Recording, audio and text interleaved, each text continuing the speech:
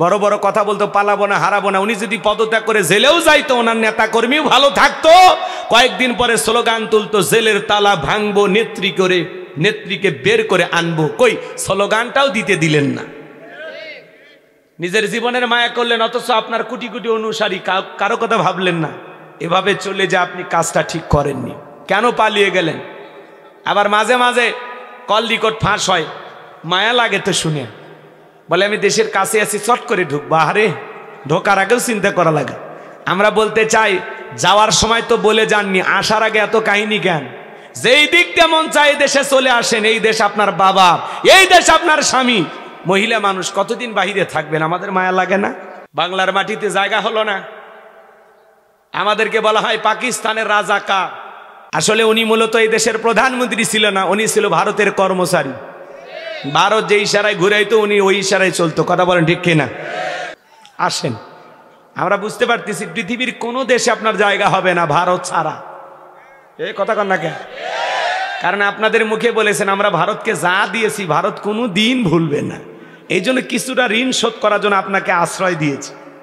কথা কয় লাগা। মাঝে মাঝে আসতেছে, আমরা বলি আসেন, কি বলেন? আমাদের মায়া নাই, উনি আসুক। আসলে কি করবেন? এই জন্য আমরা বারবার বলি আসেন। বুবু আইবা, তুমি আইবা গো, সেই দিন আইসা বুবু ক্ষমতা পাইবা না। খোঁজ নাই বুবু কাদের কাকার, অবস্থা খারাপ দরবেশ বাবার, হাউ নাঙ্কেল এখন সামনেও আসে না।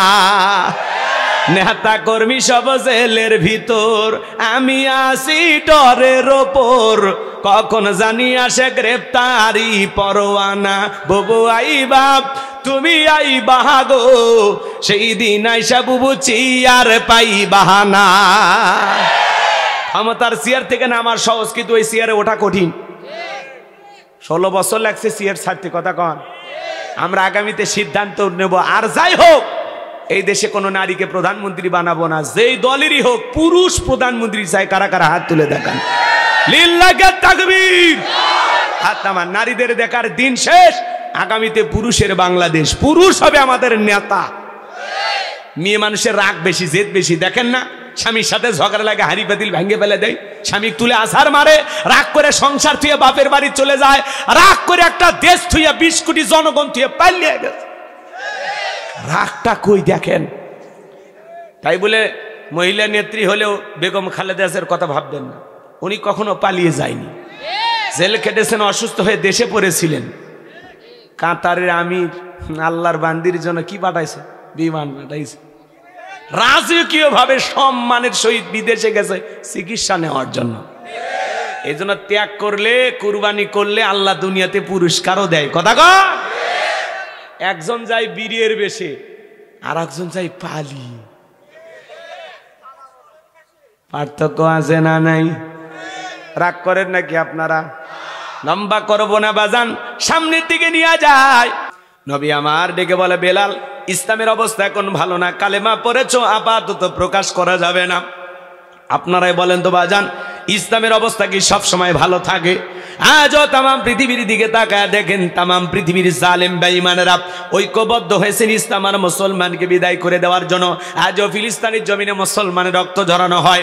ওই নেতানিয়াহুকে বলে দিতে চাই, পৃথিবীর জমিনে নমরুদ ফিরাউনের যেমন জায়গা হয় নাই, তোমরা যারা মুসলমানদের উপর নির্যাতন জুলুম করতেছো, ওই নমরুদ ফিরাউনের মতো তোমাদেরও জীবনের পরিণতি তাই হবে।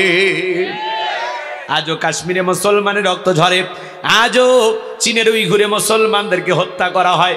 রমজান মাসে চীনের মুসলমানেরা যখন রোজা পালন করে, আমার ভাইয়েরা, ওই চীনের দুষ্ট লোকেরা মুসলমানদেরকে ধরে নিয়ে যায় দিনের বেলায়, রোজা ভাঙ্গার জন্য জোর করে মুসলমানের মুখে মদ ঢুকিয়ে দেয়। চীনের উইঘুরের মুসলমানেরা যখন রোজা পালন করে, সিয়াম পালন করে, এই রমজান মাসে মুসলমানেরা রোজা রাখে, এটা ওই জালেম বেঈমানরা সহ্য করতে পারে না। মুসলমানদেরকে জোর করে তুলে নিয়ে যায়, আর জোর করে দিনের বেলায় মুসলমানের মুখে মদ ঢুকে দেয়। যদি কেউ আপনাকে জোর করে রোজা ভাঙানোর চেষ্টা করে, আপনার রোজা ভাঙবেন। আল্লাহু আকবার বলেন। আর একটু জোরে বলেন আল্লাহু আকবার। এরা এত খারাপ, চীনের উইঘুরের মুসলমানদেরকে নীরবে হত্যা করা হয়। মাঝে মাঝে চীনের উইঘুরের মুসলমানদেরকে নিয়ে যায় জালেমেরা, ধরে নিয়ে যায় উলঙ্গ করে ইচ্ছা মতো গুলি বর্ষণ করে। এরপরে মাঝে মাঝে অনেক সময় করাত দিয়ে চিরে দুই খণ্ডিত করে। এরপরে চীনের উইঘুরের মুসলমানেরা হাজারো নির্যাতন জুলুম সহ্য করে টিকে আছে। বলুন আল্লাহু আকবার। আমার দিকে তাকান, আমার দিকে তাকান। আমি যে কথা বলতে চাই খুব দিল দিয়ে কথাগুলো বোঝার চেষ্টা করবেন। চীনের 2.5 কিলোমিটারের মধ্যে ওরা কোনো মসজিদ রাখতে চায় না। যত মুসলমানের 2.5 কিলোমিটারের মধ্যে মসজিদ পড়ে সব ভেঙে গুড়িয়ে দিচ্ছে জালেমেরা। মনে রাখবেন, যারা এই দুনিয়ার জমিন থেকে মসজিদ ভাঙতে চায়, মুসলমানদেরকে হত্যা করে বিদায় করতে চায়, যুগে যুগে জালেমেরা যতই চেষ্টা করুক না কেন, মনে রাখবেন পুরো পৃথিবীর জালেম বেঈমানের ঐক্যবদ্ধ হয়েও ইসলাম আর মুসলমানকে জমিন থেকে মুছে ফেলতে পারবে না, পারবে না। কথা বলে ঠিক না? ইসলামের সুইচ আছে কার হাতে? আরো জোরে বলেন কার হাতে? আমার আল্লাহ রাব্বুল আলামিন বলেন, ইউরিদুনা লিতুফিউ নূরাল্লাহি বিআফওয়াহিহিম ওয়াল্লাহু মুতিম্মু নূরিহি ওয়ালাউ কারিহাল কাফিরুন। কাফেরা চাই মুখের ফুৎকারে দিনের আলোকে, ইসলামের আলোকে, কোরআনের আলোকে নিভাইয়া দিতে। আমার আল্লাহ ডেকে বলেন ওয়াল্লাহু মুতিম্মু নূরিহি, এই জমিনে দিনের আলোকে, কোরআনের আলোকে, ইসলামের আলোকে আমি আল্লাহ রাব্বুল আলামিন প্রতিষ্ঠিত করেই ছাড়ব। যদিও কাফের বেঈমানদের অন্তরে যত ধরনের জ্বালা যন্ত্রণা হোক না কেন। বলুন আল্লাহু আকবার। আর একটু জোরে বলুন আল্লাহু আকবার। ইসলাম আছে, থাকবে। কথা বলেন না কেন? মুসলমান আছে, থাকবে, কিন্তু জালেমেরা থাকবে। এই দেশেও যারা মুসলমানদের উপর নির্যাতন জুলুম করেছিল, এদেশের সোনার মানুষদেরকে ফাঁসির দড়িতে ঝুলিয়ে হত্যা করেছিল, শাপলা চত্বরে ইতিম হাফেজ আলেমদেরকে যারা হত্যা করেছিল, এদেশের হাজারো নিরীহ মানুষকে বছরের পর বছর মিথ্যা মামলা দিয়ে জেলখানায় বন্দী করে রেখেছিল, যাদের হাতে মুসলমানের রক্ত লেগেছিল, আজকে তারা ক্ষমতার চেয়ার থুয়ে পালিয়ে গেছে। কথা বলে ঠিক কিনা? এজন্য জুলুম করতে নাই। আমরা বারবার বললাম ম্যাডাম পদত্যাগ করেন। আল্লাহ বলে কিসের পদত্যাগ? এরা যে অন্যায় অপরাধ করেছে, শুধু পদত্যাগ না, আমি আল্লাহ এদেরকে দেশ ত্যাগ করতে বাধ্য করব। ইন্না বাতশা রাব্বিকা লাশাদীদ, আল্লাহর পাকড়াও বড় কঠিন। আল্লাহ ধরে ধরে না, যেদিন ধরবে মামু বাড়ি দিল্লি গিয়ে পড়বে। কথা বলে ঠিক কিনা? পাইলে নিরালাই গো নবী, পাইলে নিরালাই, পাইলে নিরালাই গো নবী, পাইলে নিরালাই। দুই কদমে চুমু খাবো, দুই কদমে চুমু খাবো, চরণ ধুলি মাখবো গাই। পাইলে নিরালাই গো নবী, পাইলে নিরালাই। বলুন পাইলে নিরালাই গো নবী, পাইলে নিরালাই। দুই কদমে চুমু খাবো, দুই কদম চুমু খাবো, চরণ ধুলি মাখবো গাই। পাইলে নিরালাই গো নবী, পাইলে নিরালাই। জোরে বলেন মারহাবা। নবীর মোহাব্বত ভালোবাসা কলিজায় আছে না নাই? সেই নবীর কাছে হযরত বেলাল ডেকে বলে, নবী গো, আপনি কালেমার দাওয়াত দেন, ইসলামের প্রচার প্রসার করেন, দয়া করে আমার কালেমা পড়ে মুসলমান বানায় দেন। বিশ্বনবী হযরত বেলালকে পড়া দিলেন, লা ইলাহা ইল্লাল্লাহু মুহাম্মাদুর রাসূলুল্লাহ সাল্লাল্লাহু আলাইহি ওয়াসাল্লাম। এই জন্য ইসলামের অবস্থা সব সময় ভালো থাকে না। নবী আমার ডেকে বলে, বেলাল কালেমা পড়ে আপাতত প্রকাশ করা যাবে না। বেলাল ডেকে বলে, নবী আমার জীবনের কোনো দাম নাই। আমার মনিব মায়েকে বলেছিলাম, উর্দুম্বা ছাগল পেশাব পায়খানা করে দেয়, এই ঘরে থাকতে আমার বড় কষ্ট হয়। ও মায়ের ডেকে বলে, বেলাল রে, উর্দুম্বা ছাগলের দাম আমার কাছে আছে, কিন্তু তোর মতো কালো হাফসি বেলাল নাই। নবী গো, আপনি শুধু আমার জন্য দোয়া করেন, মৃত্যু পর্যন্ত যেন আমি কালেমার পথে টিকে থাকতে পারি। এই কথা বলে হযরত বেলাল চলে গেলেন। পরদিন সকালবেলা সূর্য উদয় হয়ে গেছে, অনেকটা বেলা হয়ে গেছে। বেলাল দরজা খোলে না। অন্য চাকর যারা আছে নালিশ নিয়ে চলে গেছে ওমায়ের কাছে, যা বলে, নেতা এখন পর্যন্ত বেলাল দরজা খোলে নাই। তাই নাকি? বলে হ্যাঁ। এমনি তো বেলালকে সহ্য করতে পারে না, তার উপরে আবার নালিশ। এইবার দরজায় ডাক দেয়, বেলাল দরজা খোল। হযরতে বেলাল দরজা খোলে বলে না। জোরে করে ধাক্কা মারছে যখন দরজা খুলে গেছে তখন এইবার উমাইয়া তাকায় দেখে যেই রাত্রিতে হযরত বেলাল কালেমা পড়ে মুসলমান হয়েছে ওই রাত্রিতে একটা উট দুম্বা ছাগলের কাছে কোনো পেশাব পায়খানা নাই। জোরে বলেন মারহাবা। এইবার উমাইয়া ডেকে বলে চাকরের দল বেলালের বিরুদ্ধে মিথ্যা অভিযোগ দাও। তোমরা যখন ঘুমাচ্ছিলে বেলাল তখন ময়লা আবর্জনা পরিষ্কার করেছে। তাকায় দেখো না একটা উট দুম্বা ছাগলের কাছে কোনো পেশাব পায়খানা নাই, যাও নিজেদের কাজ করো। এই কথা বলে ওদেরকে তাড়িয়ে দিলেন এক পা দুপা করে। এদিক খেয়াল করেন বাজান, বেলালের কাছে চলে গেলেন। হযরতে বেলাল দেয়ালে পিঠটা লাগায়া জিব্বানার আল্লাহর জিকিরি করে, হালকা করে ধাক্কা মারছে যখন জবান দিয়ে কালেমার আওয়াজ বের হয়েছে তখন এইবার ডেকে বলে বেলাল তোর জবান দিয়ে কি শুনলাম, তুমি কি মুসলমান হয়েছো? হযরতে বেলাল ডেকে বলে মুসলমান হয় যারা মিথ্যা কথা বলতে পারে না তারা অকুলু কওলান সাদীদা। মুসলমানেরা হবে সত্যবাদী, মুসলমানেরা কখনো মিথ্যাবাদী হবে না। আমাদের সমাজে মিথ্যা বলতে বলতে চেহারাটা বেঁকা হয়ে গেছে, এক পা কবরে চলে গেছে। এত মিথ্যা কথা বলে, ভরা পেটে মিথ্যা, খালি পেটে মিথ্যা। মিথ্যা না বললে নাকি পেটের ভাত হজম হয় না, এরকম শয়তানের বন্ধু আছে না? না, মিথ্যা না বললে ওর দিন চলে না। কিভাবে মিডিয়ার সামনে এসে এত মিথ্যা কথা বলে, আছে না? না আমার ভাইয়েরাম, চলেন আমি সামনের দিকে আপনাদেরকে একটু নিয়ে যাই। আমি যে কথা বলতে চাচ্ছিলাম দিল দিয়ে কথাগুলো শুনে যান। উমাইয়া ডেকে বলে বেলাল কয়েকদিন আগে আবু জেহেল ঘোষণা করেছে দাস দাসীর উপরে নজর রাখবা, তারা যেন মুহাম্মাদের কালেমা গ্রহণ না করে। বেলাল রে, এই কথা আবু জেহেল শুনলে সর্বনাশ হয়ে যাবে, উট দুম্বা ছাগলের মালিক বানায় দেব, থাকার জন্য তোর ভালো একটা ঘরের ব্যবস্থা করে দেব। হযরতে বেলাল ডেকে বলে উমাইয়া দুনিয়ার কোনো পার্থিব সম্পদের বিনিময়ে বেলাল তার ঈমান বিক্রি করবে না। বলুন আল্লাহু আকবার। বলে আমার কথা একেবারে না শুনলে বড় নেতা আবু জেহেলকে খবর দেব। হযরতে বেলাল ডেকে বলে কোন বড় নেতা ছোট নেতা এখন কাউকে গোনার টাইম নাই। আমি দুনিয়ার কোন আবু জেহেলকে ভয় করি না, আমি ভয় করি আমার আল্লাহকে। বলুন আল্লাহু আকবার। এইবার চলে গেলে আবু জেহেলের বাড়িতে যায়, বলে নেতা সংবাদ খুব খারাপ, আমার বাড়ির কিতদাস বেলাল কালেমা পড়ে মুসলমান হয়েছে। তাই নাকি? বলে হ্যাঁ। ঠিক আছে যাও বাড়িতে, আমি আসতেছি। আমার ভাইয়েরা, আবু জেহেল তার সাঙ্গপাঙ্গ ক্যাডার মাস্তান ছিল, যাদের কাজই হলো মুসলমানদের উপর নির্যাতন জুলুম চালানো। আজও তাম পৃথিবীর দিকে তাকায় দেখবেন জালেমদের বিশেষ একটা বাহিনী থাকে, যাদের কাজই হলো টুপিওয়ালা দাড়িওয়ালা ইমানদার আলেমওয়ালা আমাদের উপর নির্যাতন জুলুম চালানো। কথা বলেন ঠিক কি না? আবু জেহেল তার সাঙ্গপাঙ্গ নিয়ে চলে গেল। এইবার ডেকে বলে বেলাল এই দিকে আয়, এসব কি শুনছি তুমি নাকি মুসলমান হয়েছ?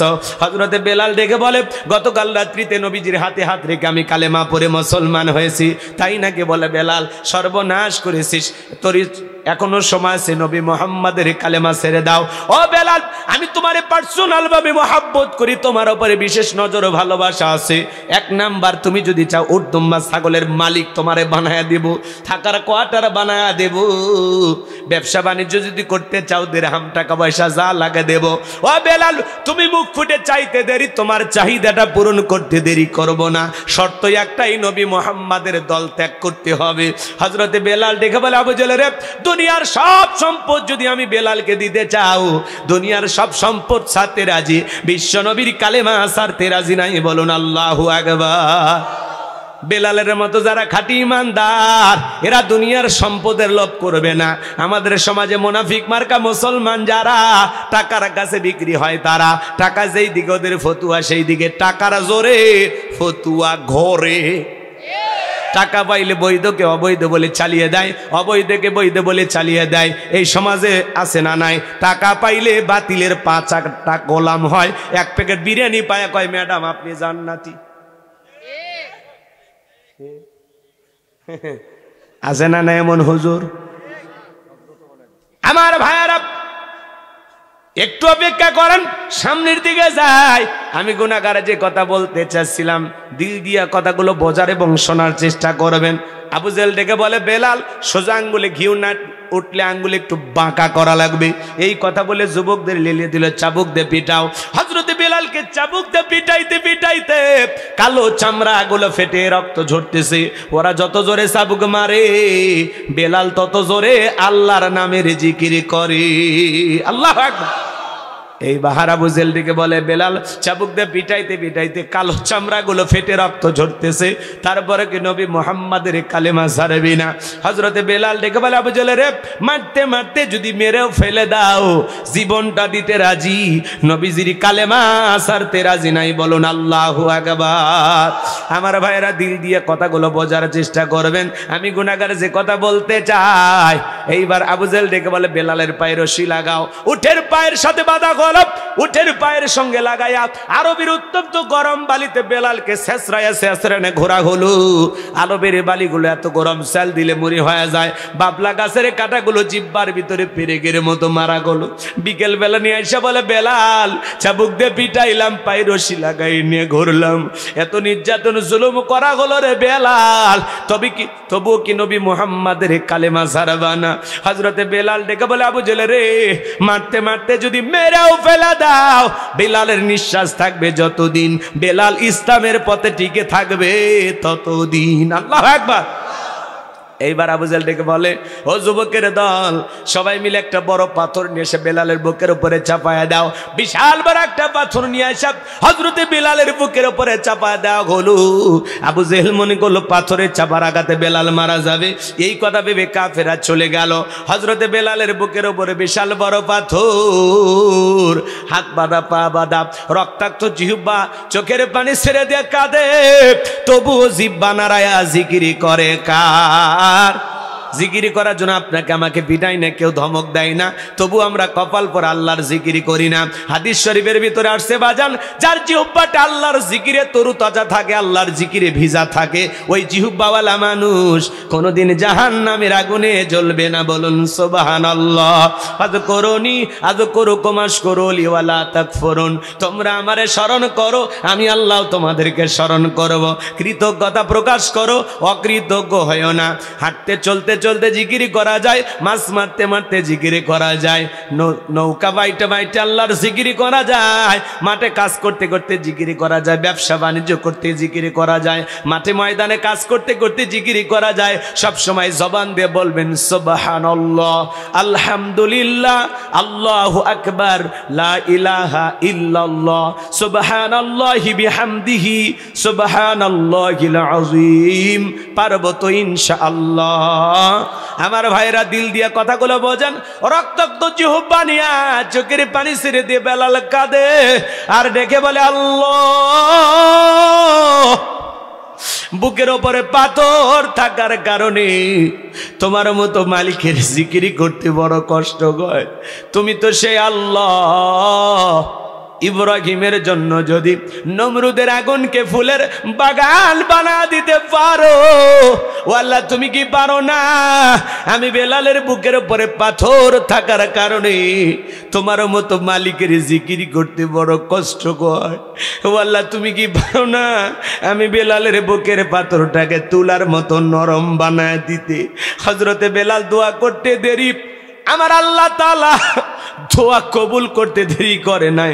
বেলালের বুকের পাথরটাকে আমার আল্লাহ তুলার মতো নরম বানিয়ে দিয়েছেন। বলুন সুবহানাল্লাহ। বেলালের নিঃশ্বাসের সাথে পাথর ওঠে আর নামে। আশিকে রাসূল বেলাল, নবীর পাগল বেলাল, নবীকে কতটা ভালোবাসতেন জানেন? নবী যখন মক্কা নগরীতে পথ চলতো, বেলাল আগে আগে যায়, পথের কাঁটাগুলো দূর করে আর ডেকে বলে নবী, নবী আমার ডেকে বলে বেলাল বুঝি না, একবার ডানে আর একবার বামে।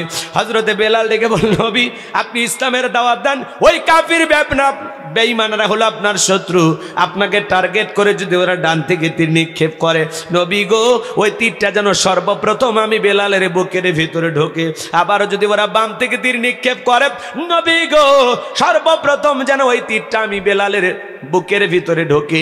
আমি বেলাল মারা গেলে ইসলামের ক্ষতি হবে না, আপনি নবী মারা গেলে ইসলাম আর মাথা উঁচু করে সামনের দিকে দাঁড়াতে পারবে না। বলুন আল্লাহু আকবার। সেই আশিক রাসূল বেলাল, নবীর পাগল বেলাল, নবীকে মহব্বত করতেন। সেই বেলাল নির্যাতন জুলুমের কথা যখন বিশ্বনবীর কান পর্যন্ত পৌঁছে গেল, নবী আমার ডেকে বলা, ওয়াক্কুর বেলালের কষ্টের কথা আমার সহ্য হয় না, যাও যাও তুমি আমার বেলালের জন্য একটা কিছু করো। হযরত আবু বকর সিদ্দিক রাদিয়াল্লাহু রাদিয়াল্লাহু তাআলা আনহু গোলামীর জীবন থেকে হযরত বেলালকে উমাইয়ের কাছ থেকে কয়েক গুণ দাম বেশি দিয়ে আজাদ করলেন, মুক্ত করলেন। বলুন আল্লাহু আকবার। এই যখন ইসলামের অবস্থা, একদিকে সন্তান হারানোর ব্যথা, কাফেরদের সমালোচনা, সাহাবায়ে কিরামদের উপর নির্যাতন জুলুম, এই জন্য নবীজির মনটা ভীষণ খারাপ, মুখটা মলিন, চোখের কোনা দিয়ে অশ্রু ঝরতেছে। নবীর যখন মন খারাপ, নবীকে সান্ত্বনা দেওয়ার দায়িত্ব কার? আর একটু চিল্লা বলেন কার? আমার ভাইয়েরা, আমার আল্লাহ ডেকে বলে, জিবরাইল আমার বন্ধুর মা নাই, বাবা নাই, আমি স্যার আমার বন্ধুর আপন কেউ নাই রে জিবরাইল। আমার বন্ধুর মনটা হয়েছে ভারী, আমি আল্লাহ সইতে নাহি পারি। লাহু মাহফুজ থেকে সূরা কাউসার নিয়ে যায় আমার বন্ধুর ওপরে নাজিল কর তাড়াতাড়ি। বলুন আল্লাহু আকবার। নবী আমার ডেকে বলে, আনাস আমার কষ্টের কি কারণ, কান্নার কি কারণ তোমরা জানো কি? তোমার মুস্কি হাসি দেওয়ার কারণ, এই মাত্র আসমান থেকে জিবরাইল এসে আমার ওপরে সূরা কাউসার নাজিল করলো। বলুন সুবহানাল্লাহ। বিশ্বনবী তখন সাহাবায়ে কিরামদেরকে সঙ্গে নিয়ে মুস্কি হাসলেন আর সাহাবায়ে কিরামদের সামনে তেলাওয়াত করে শুনিয়ে দিলেন। জবান ছেড়ে সবাই বলুন, আমার আল্লাহ রাব্বুল আলামিন বলেন, ইন্না আ'তাইনাকাল কাউসার ফাসাল্লি লিরাব্বিকা ওয়ানহার ইন্না শানিয়াকা হুয়াল আবতার। আল্লাহু আকবার। আমার আল্লাহ রাব্বুল আলামিন বলেন, ইন্না আ'তাইনাকাল কাউসার। আল্লাহু আকবার। আমার আল্লাহ ডেকে বলেন, অবশ্যই আমি আল্লাহ পাক আপনাকে হাউজে কাউসার দান করেছি। এই পৃথিবীর অন্য কোন নবী রাসূলকে আল্লাহ তাআলা হাউজে কাউসার দান করেন নাই। আপনার আমার নবীকে আল্লাহ তাআলা হাউজে কাউসার গিফট করেছেন, হাউজে কাউসার দান করেছেন। আমার আল্লাহ বলেন, ইন্না আ'তাইনাকাল কাউসার, নিশ্চয়ই আমি আল্লাহ পাক আপনাকে হাউজে কাউসার দান করেছি। এই হাউজে কাউসারের পানি দুধের মতো সাদা, মধুর চাইতে মিষ্টি, পানির মতো ক্লিয়ার। ওই কঠিন কিয়ামতের ময়দানে যেদিন বিচার দিবস কায়েম হয়ে যাবে, বিচার দিবসের একদিন হবে 50,000 বছরের সমান। যেদিন পাহাড় পর্বত নদী দলা খাল বিল বিল্ডিং ইমারত কোনো কিছু থাকবে না, সূর্য সাহাত মাথার উপরে চলে আসবে। এই পৃথিবীতে যা কিছু দেখতেছেন বাজার, পৃথিবীর কোনো কিছু থাকবে না, বাংলাদেশ থাকবে না, লন্ডন আমেরিকা থাকবে না, সবকিছু আল্লাহ তাআলা ধ্বংস করে দিবেন। কুল্লু মান আলাইহা ফান, এই পৃথিবীর জমিনের সবকিছু আল্লাহ তাআলা ধ্বংস করে দিবেন। যেদিন বেঈমানদের জিহ্বা কুকুরের মতো ঝুলে আসবে নাভি পর্যন্ত, ওই কঠিন কিয়ামতের ময়দানে ইয়াউমা ইয়াফিরুল মারউ মিন আখি ওয়া উম্মিহি ওয়া আবি ওয়া সাহিবাতিহি ওয়া বানি। আল্লাহু আকবার বলেন।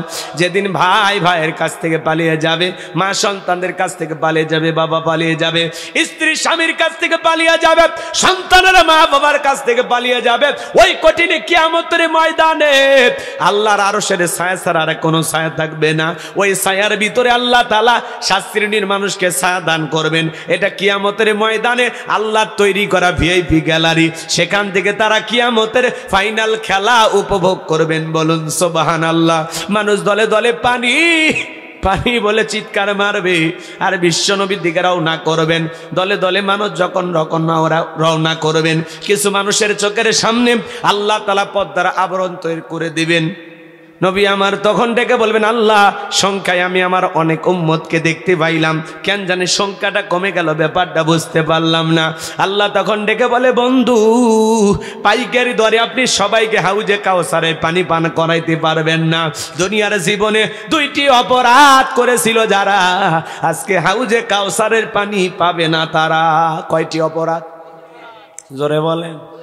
ওই অপরাধ আপনার আমার ভিতরে থাকতে পারে কি না? না না, জানার দরকার নাই। কি কয়টি অপরাধ? জোরে বলেন কয়টি? ভালো করে বোঝার চেষ্টা করবেন কি সেই 2টি অপরাধ, একটু অপেক্ষা করেন বাজান। নবী আমার হাউজে কাউসারের পিয়ালা না দাঁড়িয়ে আছেন। হযরত আবু বকর সিদ্দিক রাদিয়াল্লাহু তাআলা পিয়ালাগুলো ভরায় দিবেন। মাঝখানে দাঁড়িয়ে আছেন হযরত ওমর। হযরত ওমর বিশ্বনবীর হাতে দিবেন আর নবীজি তার আদরের উম্মতদেরকে খুঁজে খুঁজে হাউজে কাউসারের পানি পান করাবেন। বলুন সুবহানাল্লাহ। আর একটু জোরে বলুন সুবহানাল্লাহ। নবীজির হাতে এক পেলা হাউজে কাউসারের পানি যদি পান করতে পারেন, কিয়ামত এদিক খেয়াল করেন, কিয়ামতের ওই কঠিন দিনে, কিয়ামতের ওই কঠিন দিন 50,000 বছরের সমান হবে। নবীজির হাতে এক পেলা হাউজে কাউসারের পানি পান করতে পারলে জান্নাতে ঢোকা পর্যন্ত আপনারা তৃষ্ণা লাগবে না, আল্লাহ তাআলা তৃষ্ণা মিটিয়ে দিবেন। বলুন সুবহানাল্লাহ। নবীজির হাতে কিয়ামতের ময়দানে কারা কারা হাউজে কাউসারের পানি পান করতে চান? দুইটা হাত তুলে আল্লাহকে দেখান। আল্লাহ কুদরতি দৃষ্টি দিয়া তাকায় দেখো, রাত্রি 1টা পার হয়ে গেছে, তোমার গোলামেরা নবীজির হাতে কিয়ামতের ময়দানে হাউজে কাউসারের পানি পান করতে চায়। আল্লাহ আমাদের সবাইকে নবীজির হাতে হাউজে কাউসারের পানি পান করার তৌফিক দান করুন। জোরে বলুন আমিন। আর একটু জোরে বলেন আমিন। আরো একবার বলেন আমিন। হাত নামান, হাত নামান। পানি চাইলে কি পাওয়া যাবে? হ্যাঁ, এদিকে খেয়াল করেন। আমি আপনাদের এলাকায় আসলাম, একটা ছেলের হাতে কিছু চকলেট দিলাম, দিয়ে বললাম ভাতিজা এক বদনা ভইরে আমারে পানি এনে দাম, একটু উজু বানাবো। ওই ছেলেটা বদনা আর চকলেট নিয়ে মারছে দৌড়, মাঝখানে আসার খাই পড়ে গেছে, হাঁটুটা ছিলে গেছে, রক্ত বের হয়েছে, ব্যথাও পাইছে। এরপরে চকলেট থাকার কারণে উঠে দাঁড়াইছে, বদনা ভরিয়া পানি নিয়ে আমার সামনে হাজির। আমি তখন বললাম বাবা এই পানিটার দিকে তোমার কষ্ট হয়েছে, মাঝখানে আসার গায়ে পড়ে গেছে, হাঁটুটা ছিলে গেছে, রক্ত বের হয়েছে। ওই ছেলেটার হাতে চকলেট থাকার কারণে বলতেছে আমি এরকম কত পড়ে যাই, আমার কিছুই হয় না। কথা কন, ওই চকলেট থাকার কারণে আর ব্যথাকে ব্যথা মনে হচ্ছে না। নবীজির হাতে কিয়ামতের ময়দানে এক পেলা হাউজে কাউসারের পানি যদি পান করতে চান, কিয়ামতের কঠিন দিন আপনার কাছে কঠিন মনে হবে না, আল্লাহ সহজ করে দেবেন।